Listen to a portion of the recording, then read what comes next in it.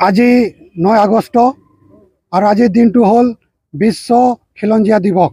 আমি এইটো কৈছো বিশ্ব আদিবাসী দিবস, ইন্টারন্যাশনাল ডে অফ ইন্ডিজিনিয়াস পিপল।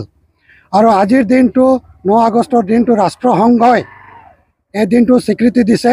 আর তার বাবে আমি গোটাই অসমত সদৌ অসম আদিবাসী ছাত্ৰ সন্থা লগতে অন্যান্য যিবিলাক আদিবাসী সংগঠন আছে তেখেতসকলে উদযাপন কৰিছে। আৰু কোকৰাঝাৰ জিলা সমিতি আছাই আজি কোকৰাঝাৰ মাজমজিয়াত কোকৰাঝাৰ টাউনত আমি উদযাপন কৰিব লৈছোঁ। লগতে এই দিনটো গোটাই ভাৰতত আৰু গোটাই পৃথিৱীত এইখন দিৱস উদযাপন কৰা হৈ আছে। আমি ক'ব খুজিছোঁ এই দিনত বিশেষকৈ কোকৰাঝাৰ মিডিয়াৰ জৰিয়তে যে আদিবাসীসকলে প্ৰকৃতৰ লগত থাকি ভাল পায়। আৰু ৱৰ্ল্ড ইণ্ডিজিনিয়াছ ডেৰ আজিৰ উদ্দেশ্যটোৱেই হ'ল যে যিসকল খিলঞ্জীয়া জনগোষ্ঠী আছে তেখেতসকলে যে প্ৰকৃতিক সন্মান জনাই নিজা যিবিলাক কালচাৰ আছে, ভাষা আছে, আইডিঅলজি আছে, ফিলচফি আছে, নিজৰ যিখিনি জীয়াই থকা ব্যৱস্থা তাৰ মাজতে এই আধুনিক যুগত কেনেকৈ আগুৱাই যাব পাৰে সেই সন্মান জনাই এই ট্ৰাইবেলসকল, এই খিলঞ্জীয়াসকল, আদিবাসীসকলক আজিৰ দিনটো বিশেষভাৱে নিৰ্দেশনা দিয়ে। কিন্তু আজি দেখিবলৈ পাইছোঁ যে আধুনিক উন্নতিৰ নামত গোটাই ভাৰতত বা গোটাই পৃথিৱীত বন অঞ্চল ধ্বংস হৈছে, পানী মানে শুকাই গৈছে, গোলকীকৰণ হৈছে। মানে এই আধুনিক মানে উন্নতিৰ নামত মানে গোটেই পৃথিৱীত আজি হাহাকাৰ লাগিছে। আৰু তাৰ বাবে আমি আদিবাসীসকলে প্ৰকৃতিক সন্মান জনাই আমি নিজৰ সভ্যতাটো আগুৱাই যাব বিচাৰিছোঁ, নিজৰ চিভিলাইজেশ্যনটো আগুৱাই যাব বিচাৰিছোঁ। আৰু তাৰ বাবে আপোনালোকে চাব যে আদিবাসীসকলে জংঘল অঞ্চলত থাকি ভাল পায়, নদীৰ কাষত থাকি ভাল পায়। আৰু তাৰ বাবে আমি জংঘলৰ মহিমা গাওঁ, পানীৰ মহিমা গাওঁ আৰু প্ৰকৃতিৰ লগত জীয়াই থাকিব বিচাৰিছোঁ। কিন্তু আমি যে এই যে প্ৰকৃতিৰ লগত জীয়াই থকাটো হয়তো কিছুমানে এইটো আমাক পিছপৰা শ্ৰেণী বুলি কয়, কিন্তু আমি পিছপৰা শ্ৰেণী নহয়। আমি জানো যে প্ৰকৃতি নাথাকিলে কোনো জীৱ জন্তু নাথাকে, কোনো মানৱ সভ্যতা নাথাকে।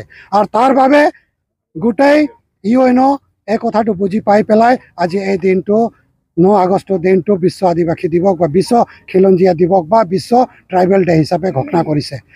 কিন্তু অসমত আমাৰ যিবিলাক মূল দাবী আছে আজিৰ দিনটোত আমি কোকৰাঝাৰ প্ৰেছ মিডিয়াৰ জৰিয়তে, প্ৰেছ ক্লাবৰ জৰিয়তে আমি ক'ব খুজিছোঁ যে আজিৰ দিনটোত আমি ক্ষোভেৰে আৰু দুখেৰে ক'ব খুজিছোঁ যে অসমত আদিবাসীসকলক ট্ৰাইবেল বুলি গণ্য কৰা হোৱা নাই, তেখেতসকলক স্বীকৃতি দিয়া নাই, আমাক জনজাতিকৰণ কৰা নাই।